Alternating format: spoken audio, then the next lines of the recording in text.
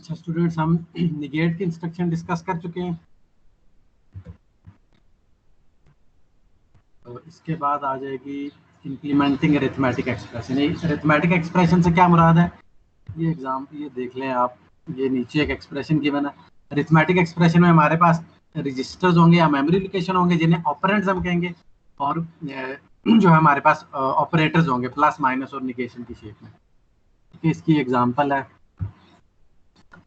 ये एक एग्जांपल है।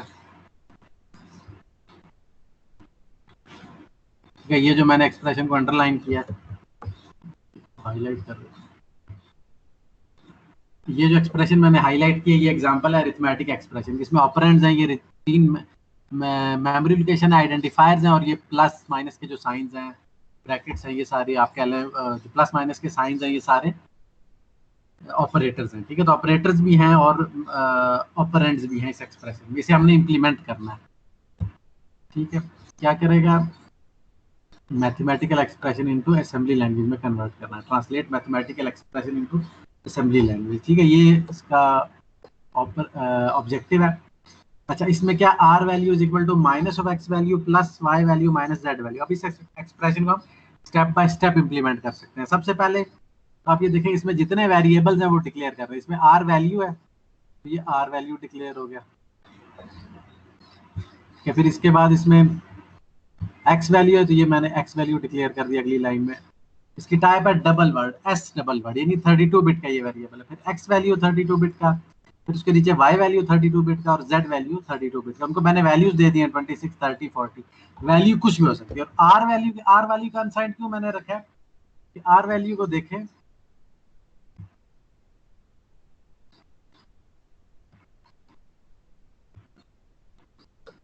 आर वैल्यू को देखें, इसमें आंसर स्टोर होगा। तो इसे मैंने अनइंटेंशनली जो है इसको जानबूझकर मैंने इसको अनइनिशियलाइज रखा है, ताकि इसके अंदर कोई वैलिड वैल्यू जो है मुझे तब मिले जब मैं ये एक्सप्रेशन इंप्लीमेंट कर लूँ। ठीक हो गया।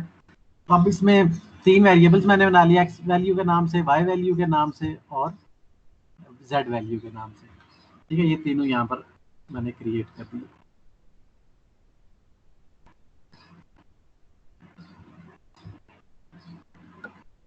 ये और एक चौथा वेरिएबल बनाया जिसमें मैं आंसर रखूंगा। अब इसमें स्टेप बाय स्टेप काम करें। सबसे पहले मैंने इसमें ऑपरेशन कौन कौन से, ये देखो। इसमें सबसे पहला ऑपरेशन ये है कि मैंने एक्स वैल्यू को निगेट करना है। ठीक हो गया।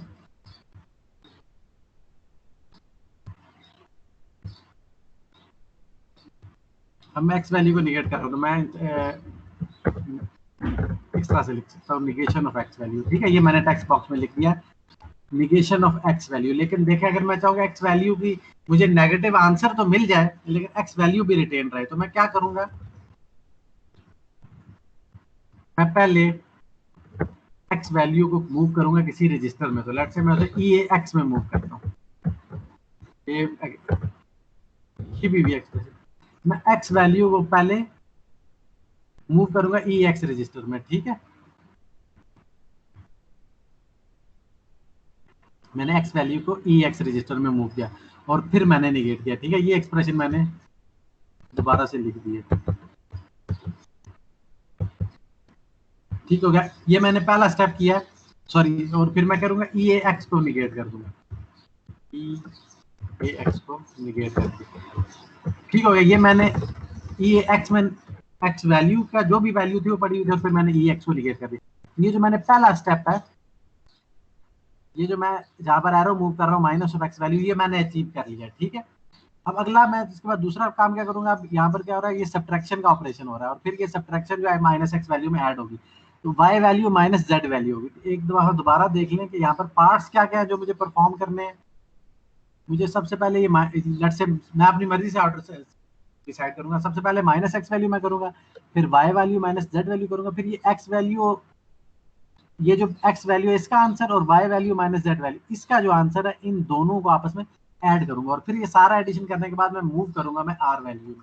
ठीक हो गया, तो मैंने निगेट किया एक्स वैल्यू को, एक काम मैंने कर लिया। अब दूसरा काम मैंने सब्ट्रैक्ट करना है Y value minus Z value. मैंने क्या करना है, सब्ट्रैक्ट करना है वाई वैल्यू में से जेड वैल्यू को, ठीक है। अच्छा ये मैंने लिखा है subtract Y value minus Z value, ये इंस्ट्रक्शन नहीं चलेगी। क्यों नहीं चलेगी? क्योंकि जो दोनों ऑपरेंड्स हैं वो मेमोरी लोकेशन है, वो आइडेंटिफायर्स है। दोनों ऑपरेंड्स जो है वो आइडेंटिफायर्स नहीं हो सकते, एक लाजमी तौर पर रजिस्टर होना चाहिए, ठीक है। तो इसका हल ये है कि मैं पहले मूव कर लूं, इनमें से एक वैल्यू जो है वो मैं EBX में मूव कर लूं, ठीक है। तो मैं EBX में मूव कर लूंगा वाई वैल्यू को, मैं वाई वैल्यू को EBX में मूव कर दूंगा, ठीक है। और इसके बाद मैं क्या करूंगा, सब्ट्रैक्ट करूंगा EBX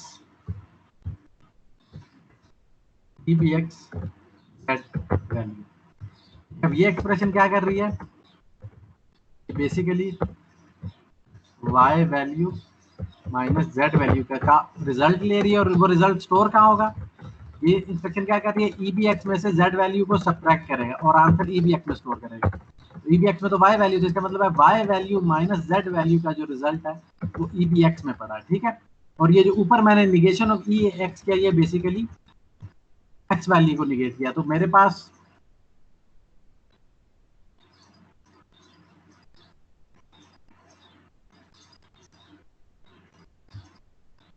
यहाँ पर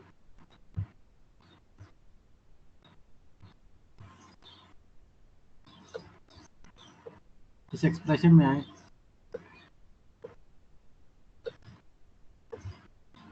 मेरे पास EAX में क्या पड़ा हुआ, माइनस ऑफ एक्स वैल्यू, और मेरे पास EBX में क्या पड़ा हुआ है, Y value minus Z value, ठीक है। EX minus of X value EX में पड़ा और Y value minus Z value EBX में पड़ा हुआ। तो अब मैंने इन दोनों को आपस में ऐड करना है, तो मैं क्या करूंगा, ऐड कर दूंगा EAX को EBX में, ठीक है। तो इससे बेसिकली क्या हो रहा है, ये जो पूरी इस एक्सप्रेशन की राइट हैंड साइड है minus X value plus into bracket Y value minus Z value, ये पूरा जो है ये एड EX EBX में पड़ा हुआ। ये जो इस सब का आंसर जो अब ये इंस्ट्रक्शन क्या करेगी, EX में EBX ऐड करेगी और रिजल्ट EAX में स्टोर करेगी। तो EAX में इस वक्त अब ये सारे जितनी पूरी एक्सप्रेशन है, पूरी का रिजल्ट अब EAX में मौजूद है, ठीक हो गया। अब इस पूरी एक्सप्रेशन का आंसर EAX में मौजूद है,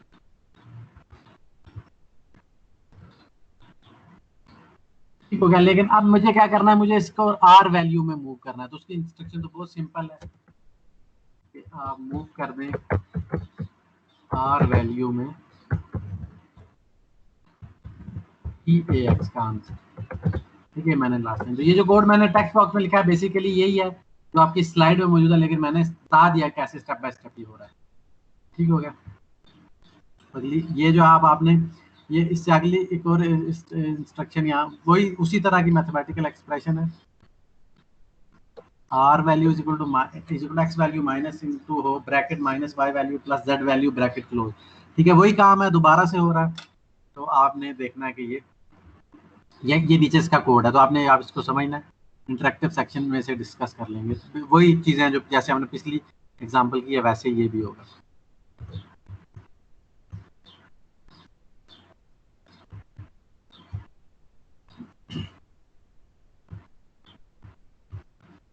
इसके बाद अगली एग्जांपल है फ्लैग्स अफेक्टेड बाय अरिथमेटिक। इसका क्या मतलब है, addition subtraction negation increment decrement, इन सारी इंस्ट्रक्शन से फ्लैग्स पे क्या इफेक्ट पड़ेगा।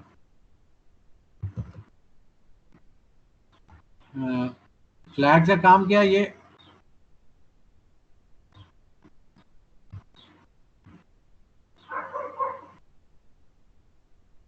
Reflect the outcome of arithmetic.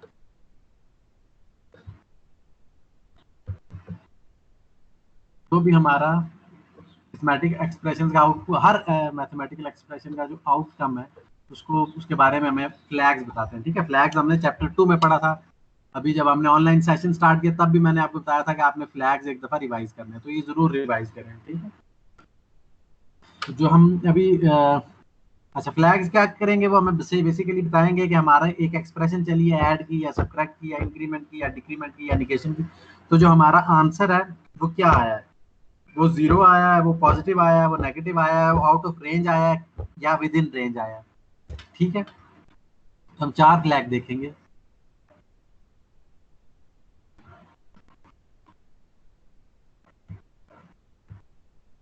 हम बेसिकली ये 4 फ्लैग्स देखेंगे। पहला है जीरो फ्लैग, दूसरा साइन फ्लैग, तीसरा कैरी फ्लैग, चौथा ओवर फ्लैग। जीरो फ्लैग क्या करता है, बताता है कि इंस्ट्रक्शन चलने के बाद आंसर जीरो आया या नहीं आया।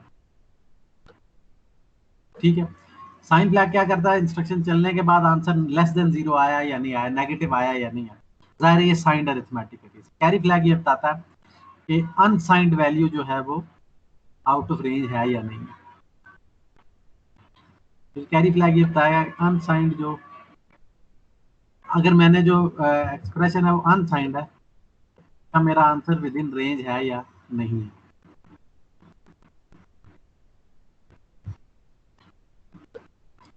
ठीक है, और ओवरफ्लो फ्लैग क्या बताएगा, अगर मैंने वैल्यूज को साइंड अज्यूम किया हुआ है तो मेरा आंसर विद इन रेंज है या नहीं है। ठीक है, कैरी फ्लैग और ओवरफ्लो फ्लैग के लिए बहुत अपने ध्यान में रखना है कि आपने एडिशन हो रही है तो क्या उसका आंसर विद इन रेंज है या नहीं है, और अगर अनसाइंड एडिशन हो रही है।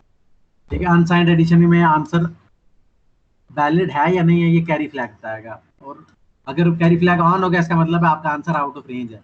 और ओवरफ्लो फ्लैग ये बताएगा कि साइंड अरिथमेटिक अगर हुआ है, साइंड एक्सप्रेशंस को मैंने साइंड वैल्यूज आपस में ऐड किया, आंसर विद इन रेंज है या नहीं है। तो कैरी फ्लैग और ओवरफ्लो फ्लैग का आपने मस्त ध्यान में रखना है कि कैरी फ्लैग अनसाइंड वैल्यूज के लिए बताएगा और ओवरफ्लो फ्लैग साइंड वैल्यूज के लिए। ठीक है, ये हम सारी इनकी एग्जांपल डिस्कस करते हैं चारों फ्लैग्स। सबसे पहले आएगा जीरो फ्लैग। जीरो फ्लैग अभी हमने डिस्कस किया, आता है कि डेस्टिनेशन ऑपरेंड जीरो के इक्वल है या नहीं। अगर जीरो फ्लैग ऑन है इसका मतलब है आपका जो डेस्टिनेशन ऑपरेंड है वो जीरो है।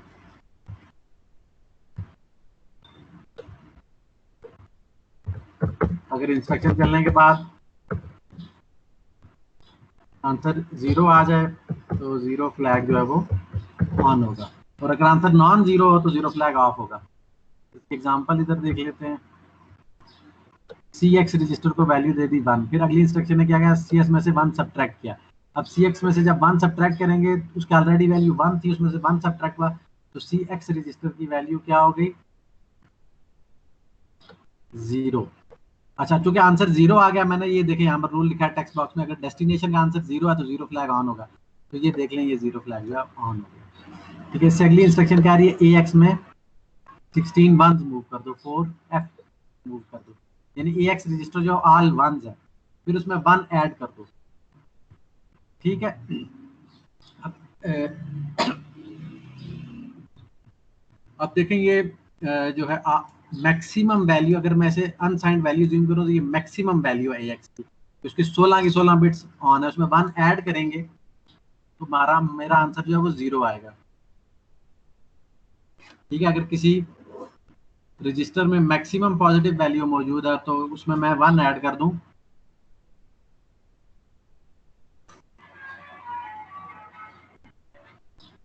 तो आल आल वंस, एक किसी रजिस्टर में आल वंस पड़े हुए, एक 16 बिट का रजिस्टर है, इसमें आल वंस मौजूद है, इसमें 1 ऐड करूंगा तो आंसर जो है वो जीरो आ जाएगा। ठीक है, तो चूंकि आंसर जीरो आएगा, ये अलग अलग बात है कि आंसर इनवैलिड है क्योंकि मेरे रजिस्टर में कैपेसिटी नहीं है, जीरो फ्लैग ऑन हो गया। इससे अगली इंस्ट्रक्शन ने क्या किया, ए एक्स में दोबारा इंक्रीमेंट किया। आप ए एक्स की पुरानी वैल्यू देखें वो क्या है, ए एक्स की पुरानी वैल्यू ये मैं रेड लाइन से अंडर, ये जीरो है। अब अगली इंस्ट्रक्शन इसमें 1 ऐड कर रही है तो इसका आंसर क्या हो जाएगा, 1 आ जाएगा। तो क्योंकि आंसर नॉन जीरो आया तो जीरो फ्लैग जो है देख लें ऑफ हो गया। ठीक हो गया। अच्छा, इसके बाद आ जाता है एक दो वर्ड यहाँ यूज हो रहे हैं सेट और क्लियर के। मैं अगर कह रहा हूँ कि कोई सेट फ्लैग सेट हो गया, इसका मतलब है ये यहाँ पर उल्ट लिखा हुआ है, क्लियर का मतलब होता है जीरो और सेट का मतलब है ऑन। ठीक है, व्हेन फ्लैग इज क्लियर का जीरो है और फ्लैग इज सेट का मतलब है ये ऑन है, यहाँ पर उल्ट लिखा हुआ है। ठीक है, क्लियर का मतलब उसकी वैल्यू जीरो हो गई है और ठीक है, ये वैसे मैं देख लूंगा स्लाइड से। ये अगर कोई फ्लैग जो है क्लियर है, इसका मतलब है वो जीरो हो गया, और अगर फ्लैग सेट है इसका मतलब उसको एक वैल्यू मिल गई, जो जाहिर फ्लैग की वैल्यू तो नॉन जीरो वैल्यू तो 1 ही है। ठीक है,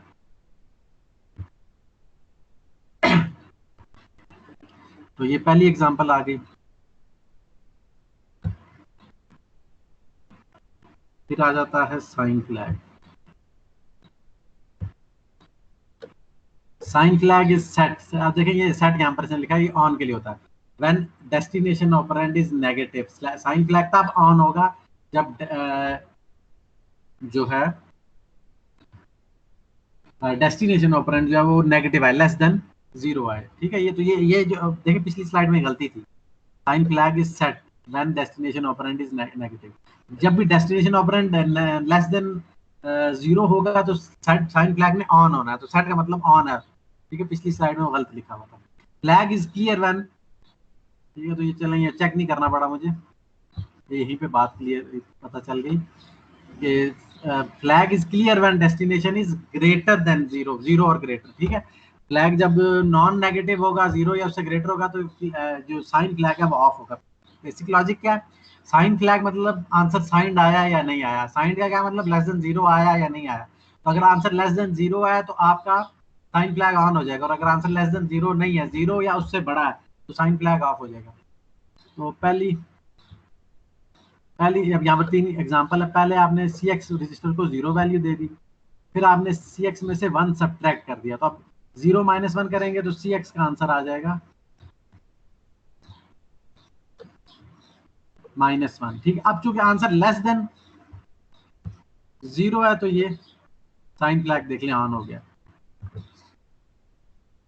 ठीक हो गया, मैंने रेड लाइन से अंडरलाइन कर दी। इससे अगली लाइन पे आ जाए। Subtract C X two, C X register की वैल्यू क्या थी इस इंस्ट्रक्शन के चलने से पहले, ये सी एक्स रजिस्टर की वैल्यू है -1, तो ये इंस्ट्रक्शन क्या कर रही है, -1 में +2 ऐड कर रही है, आंसर आएगा +1। ये देख ले, सी एक्स जो उसकी वैल्यू होगी +1। अब आंसर चूंकि नॉन नेगेटिव है तो ये साइन फ्लैग ऑफ हो जाए। ठीक है, आंसर ऊपर देखे साइन फ्लैग, यहाँ देखें साइन फ्लैग ऑन है क्योंकि आंसर नेगेटिव आया, और यहाँ देखें साइन फ्लैग ऑफ है क्योंकि आंसर पॉजिटिव आया है। ठीक है, आंसर जीरो या ग्रेटर आएगा तो साइन फ्लैग ऑफ रहेगा, और अगर लेस देन जीरो होगा तो साइन फ्लैग ऑन होगा। इसमें आगे लिखा है sign flag is a copy of destination highest bit. अच्छा, इस बात का क्या मतलब है, ये बात हमने टूज कॉम्प्लीमेंट वाले मेथड में जो पढ़ा था बिल्कुल वही बात है। Sign flag is a copy of destination highest bit. Destination operand जो है साइन फ्लैग ने बताना बेसिकली आपको क्या है कि साइन फ्लैग पॉजिटिव है या नेगेटिव है। मैंने आपको बताया था अगर हम साइंड नंबर से डील कर रहे हैं तो मोस्ट नेगेटिव जो मोस्ट सिग्निफिकेंट बिट है अगर वो ऑन है तो नंबर नेगेटिव है, और अगर मोस्ट सिग्निफिकेंट बिट ऑफ है तो नंबर पॉजिटिव है। ठीक है, अब यहाँ पर ये कह रहा है, यहाँ पर देखें ए एल की एक वैल्यू है जो ये इस इंस्ट्रक्शन के चलने से हुई है। अब ए एल की ये वैल्यू में मोस्ट सिग्निफिकेंट बिट को देखें, ये मैंने यहाँ कर्सर रखा है, ये 1 है, तो फिर साइन फ्लैग ऑन होगा। इससे नीचे ए एल की वैल्यू में देखें मोस्ट सिग्निफिकेंट बिट 0 है, तो यहाँ पर देखें साइन फ्लैग ऑफ है। तो ये इसका क्या मतलब हुआ कि मोस्ट सिग्निफिकेंट बिट जो रिजल्ट की है और साइन फ्लैग ये दोनों सेम होंगे। अगर मोस्ट सिग्निफिकेंट बिट ऑन है तो साइन फ्लैग भी ऑन होगा, और अगर मोस्ट सिग्निफिकेंट बिट ऑफ है, मोस्ट सिग्निफिकेंट बिट ऑफ है तो साइन फ्लैग भी ऑफ होगा, मोस्ट सिग्निफिकेंट बिट ऑन है तो साइन फ्लैग भी ऑन होगा। क्यों? क्योंकि most significant bit signed arithmetic में हमें बताता है कि नंबर पॉजिटिव है या नेगेटिव है। ठीक है, तो जो वैल्यू मोस्ट सिग्निफिकेंट बिट की होगी वही साइन फ्लैग की होगी। ठीक है, अब आगे चलते हैं। इसके बाद आ जाता है कैरी फ्लैग। कैरी फ्लैग हमें ये बताएगा कि जो अनसाइंड अरिथमेटिक है उसका हमने कोई अनसाइंड इंस्ट्रक्शंस ऐसी की है जिसमें अनसाइंड एडिशन हो रही है, सब्ट्रैक्शन हो रही है, तो क्या अनसाइंड अरिथमेटिक का आंसर विद इन रेंज है या नहीं है। अनसाइंड के लफ्ज को आपने बहुत ध्यान में रखना है कि आप जो इंस्ट्रक्शन देख रहे हैं एडिशन की या सब्ट्रैक्शन, उसमें वैल्यूज आपने साइंड देखी है या अनसाइंड देखी है। साइंड अगर आपने वैल्यूज अनसाइंड रखा हुआ तो आप कैरी फ्लैग को देखेंगे। ठीक है, और अगर आपने वैल्यूज को साइंड एज्यूम किया हुआ फिर आप ओवरफ्लो फ्लैग को देखेंगे, वो बाद में डिस्कस होगा। तो अगर हमारे मेरे unsigned arithmetic answer with in range है तो कैरी फ्लैग ऑफ होगा, और अगर आउट ऑफ रेंज है, इनवैलिड आंसर है, तो कैरी फ्लैग ऑन हो जाएगा। और कैरी फ्लैग ऑन हो जाएगा इस बात की इंडिकेशन है कि आंसर जो है वो राइट नहीं है, ठीक नहीं है। तो ये सबसे पहले देखें, ये AL रजिस्टर में मैंने ये वैल्यू मूव किया, ये है FF हेक्साडेसिमल, यानी 8 1 AL रजिस्टर में मूव किया और फिर इसमें 1 ऐड किया। इस ऑपरेशन को परफॉर्म करके देखते हैं। AL रजिस्टर पहली इंस्ट्रक्शन क्या कर रही है, AL में FF मूव कर रही है। ठीक है, अब FF को मैं हेक्सा की बजाय बाइनरी में लिख देता हूँ, तो ये F का मतलब है 4 1 और उससे अगला है 4 1। अच्छा, अब उससे अगली इंस्ट्रक्शन में देखें, इससे अगली इंस्ट्रक्शन में देखें ये क्या कर रही है, AL में 1 ऐड कर रही है। तो मैं क्या करूंगा, AL में +1 करूंगा। ये टेक्स्ट बॉक्स में देखें, अब +1 जो है ये पॉजिटिव वैल्यू है, इसका 2's कॉम्प्लीमेंट नहीं लेंगे। अगर नेगेटिव वैल्यू होती तो इसका 2's कॉम्प्लीमेंट लेते हैं। अब इन दोनों को जब मैं ऐड करूंगा, ऐड करने से आंसर क्या आएगा, सिंपल बाइनरी एडिशन है। ठीक है, लीस्ट सिग्निफिकेंट बिट से मैं स्टार्ट करूंगा। 1 + 1 क्या आएगा, 2। ठीक है, ये लास्ट वाले जो 2 1s हैं, ये लास्ट ये वाला 1 और ये वाला 1, इन दोनों को आपस में ऐड करूं तो आंसर आएगा 2 2 क्या होता है, 1 0। ठीक है, ये 1 आगे कैरी के तौर पे चला जाएगा। ठीक है, इस 1 के पास अब ये 1 + 1 + 0 होगा, कैरी इन प्लस दोनों बिट्स, तो ये अगेन आंसर 2 आएगा, अगेन आंसर 2 आएगा। तो फिर रिजल्ट में 1 जाएगा, रिजल्ट में 0 जाएगा और आगे 1 जाएगा। अगेन यही ऑपरेशन परफॉर्म, यही रिजल्ट, अब यही चीज जो आगे प्रोपागेट होती रहेगी। यही 0 जो है आगे रिजल्ट में 0 आता जाएगा और 1 आगे जो है वो, ये आप पेपर पे करें, बहुत सिंपल एग्जांपल है। ठीक है, और लास्ट बिट में भी यही होगा कि 1 कैरी इन आएगा, ये जो 1 है और ये जो 0 है यहाँ पर भी कैरी इन 1 है, ये दोनों आपस में ऐड होंगे, 1 + 1 + 0 2 आएगा, तो 0 रिजल्ट में चला जाएगा। और ये जो 1 है,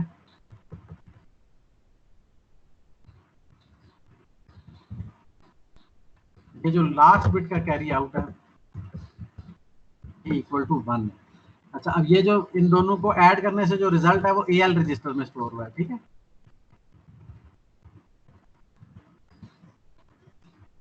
आंसर मेरे पास रिजल्ट देखें क्या आ रहा है, 0।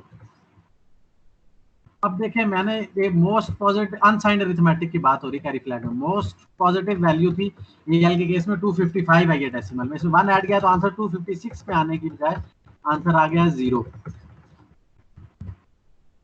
इस सूरत में कैरी फ्लैग ऑन हो जाएगा, और वो कैसे ऑन होगा, वो जो कैरी आउट था मोस्ट सिग्निफिकेंट बिट का, वो कैरी फ्लैग में चला गया।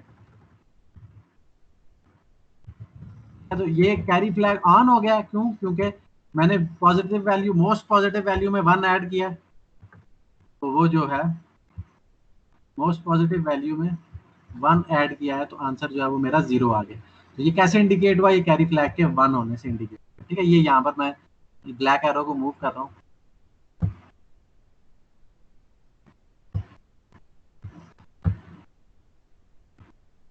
ये रेड एरो की जगह ये मैंने मूव कर रहा हूँ, यहाँ पर देखें आंसर AL = 0 आ गया। ठीक है, मोस्ट पॉजिटिव वैल्यू में 1 ऐड किया, आंसर 0 आ गया। तो और क्योंकि आंसर इनवैलिड है तो कैरी फ्लैग ऑन हो गया। और कैरी फ्लैग कैसे ऑन हुआ, मोस्ट सिग्निफिकेंट बिट का कैरी आउट उसमें चला गया। ठीक हो गया, फिर आगे देखें, अगर आंसर मेरे पास 0 हो और उसमें से मैं 1 सब्ट्रैक्ट करूँ, अगेन मैं बात कर रहा हूँ अनसाइंड अरिथमेटिक हो रहा है इधर। ठीक है, साइंड की बात नहीं हो रही, मेरे पास AL की वैल्यू 0 है और उसमें से 1 मैंने सब्ट्रैक्ट किया। इस इंस्ट्रक्शन के कॉरेस्पॉन्डिंग मेरे पास AL रजिस्टर की वैल्यू है 0। ठीक है, सब्ट्रैक्ट की इंस्ट्रक्शन का बिहेवियर थोड़ा सा डिफरेंट है एडिशन से, और मैं क्या कर रहा हूँ, AL में से 1 सब्ट्रैक्ट कर रहा हूँ। ठीक है, ये देख लें, ये मैं AL की वैल्यू 0 और उससे अगली इंस्ट्रक्शन क्या है, AL में से 1 सब्ट्रैक्ट कर रही है, यानी कि मैं क्या करना चाह रहा हूँ, AL को पहले मैंने 0 वैल्यू दी और फिर में से मैं 0 में से 1 सब्ट्रैक्ट करना चाह रहा हूँ। ठीक हो गया, सब्ट्रैक्ट इंस्ट्रक्शन को देखें, इसमें से 0 में से 1 सब्ट्रैक्ट हो रहा है, तो AL जो है वो क्या है, डेस्टिनेशन है, और 1 जो है वो सोर्स है। तो अगर पहला ऑपरेंड या डेस्टिनेशन या सोर्स को छोड़े, पहला वैल्यू है AL, दूसरी वैल्यू है 1, तो यहाँ पर ऑपरेशन क्या परफॉर्म होना चाह रहा है, 0 - 1। तो चूंकि बड़ी वैल्यू जो है वो सब्ट्रैक्ट हो रही है छोटी वैल्यू में से, तो आंसर नेगेटिव आना है। तो ये कैसे इंडिकेट होगा, ये कैरी फ्लैग के ऑन होने से इंडिकेट होगा। ये देख लें यहाँ कैरी फ्लैग ऑन। सब्ट्रैक्शन के में रूल जहन में रखें, अगर बड़ी में से छोटी वैल्यू छोटी वैल्यू से बड़ी वैल्यू सब्ट्रैक्ट हो रही है, यानी पहला ऑपरेंड छोटा है, डेस्टिनेशन ऑपरेंड छोटा है, दूसरा ऑपरेंड बड़ा है, यानी सोर्स ऑपरेंड बड़ा है, तो हमेशा कैरी फ्लैग ऑन होगा सब्ट्रैक्शन के केस में। ये रूल जहन में रखेंगे, ठीक है। और इस केस में ए एल की वैल्यू जो है वो एफ एफ आएगी, ठीक है। एफ एफ जो -1 के इक्वल होता है, ठीक हो गया। इससे अगली इंस्ट्रक्शन में देखें, ए एक्स जो है उसकी वैल्यू है 00 एफ एफ। अब ए एक्स रजिस्टर जो है वो 16 बिट्स का है, और उसकी वैल्यू है 16 बिट्स में मैक्सिमम वैल्यू जो है वो 32,000 समथिंग थी। तो अब उसमें उसको ए एक्स को मैंने वैल्यू दे दी, इस इंस्ट्रक्शन में ए एक्स को वैल्यू दे दी 255, ठीक है। लेकिन ये 16 बिट रजिस्टर है, ये आपने बात ध्यान में रखनी है। अगर ये ए एल होता जैसे कि ऊपर था तो फिर बात कहानी कुछ और होती। अब ये 16 बिट का रजिस्टर है, 16 बिट में मैक्सिमम वैल्यू 255 नहीं होती, 255 ए एक्स की वैल्यू है। और अगली इंस्ट्रक्शन क्या कह रही है, 255 प्लस 1 करो, ठीक है। 255 प्लस 1 का आंसर आएगा 250 इज इक्वल टू 256, ठीक है। तो अब इस सूरत में देखें, ये 256 जो है 16 बिट के रजिस्टर के अंदर फिट आता है, ये इतनी बड़ी वैल्यू नहीं है 16 बिट के लिए। तो अब इस सूरत इस सिचुएशन में देखें, ए एक्स रजिस्टर की वैल्यू देखें वो क्या आ रही है, उसको मैं अगर कन्वर्ट करूं डेसिमल में तो वो आएगी 256, और कैरी फ्लैग 0 है। क्यों 0 है, क्योंकि मेरा आंसर जो है वो वैलिड है। और ये लास्ट लाइन को पढ़ें, सेकंड एग्जांपल ये है। सेकंड एग्जांपल ये जहां मैं ब्लैक एरो मूव कर रहा हूँ, यहाँ क्या हो रहा है, हम एक नेगेटिव वैल्यू जनरेट करना चाह रहे हैं, एक लेसर वैल्यू में से ग्रेटर वैल्यू सब्ट्रैक्ट कर रहे हैं। तो चूंकि अनसाइंड अरिथमेटिक में ऐसा होता नहीं है, तो वो कैरी फ्लैग ऑन होने से मिल जाएगा।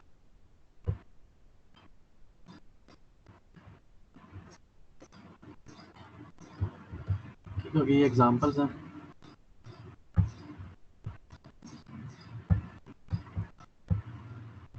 और लास्टली ये एक स्लाइड है जिसमें बताया गया कि इंस्ट्रक्शन के चलने के बाद A X carry flag 0 flag sign flag की क्या वैल्यू, ठीक है। ये आपने देखनी है स्लाइड, मैं पूछूंगा इसमें। ये थोड़ा सा इसमें ये जो है इशू है, लेकिन इसमें हर इंस्ट्रक्शन के बाद साइन फ्लैग, 0 फ्लैग और कैरी फ्लैग की वैल्यूज को बताया गया, ठीक है। तो वो आप अगर आपसे नहीं भी पढ़ी जा रही तो आपने खुद बताना है कि क्या वैल्यूज होंगी। ये इंटरेक्टिव सेशन में मैं आपसे पूछूंगा। अब आगे हमने ओवरफ्लो फ्लैग डिस्कस करना है, वो अगले लेक्चर में होगा।